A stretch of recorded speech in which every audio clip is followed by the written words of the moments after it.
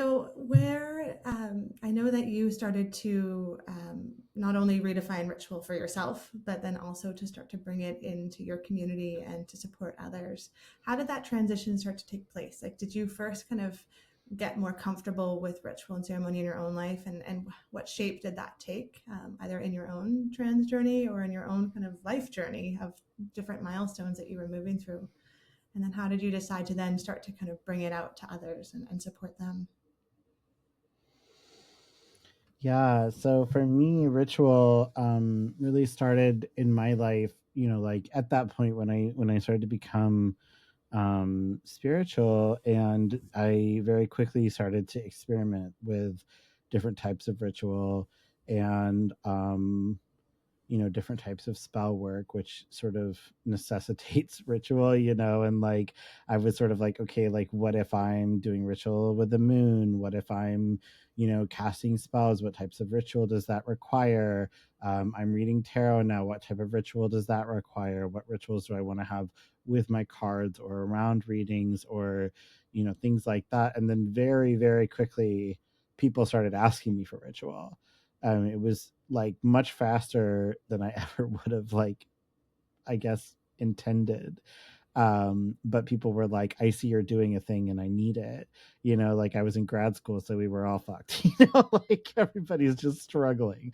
And like, I think that when people saw that I was doing a thing, they were very quickly like, oh, I need that too.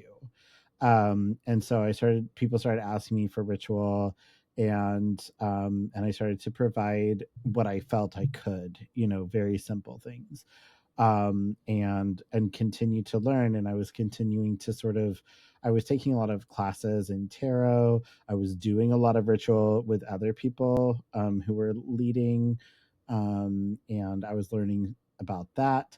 And then, again, as I started to sort of like integrate it into my life and understand what ritual was, it started to become really clear how this was relevant in community.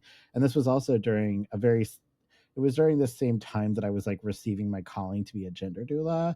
And so, which was a whole other sort of like parallel journey with this, essentially just realizing that every time that I was in sort of um, a deeply spiritual supported space, that this idea was like not leaving me alone.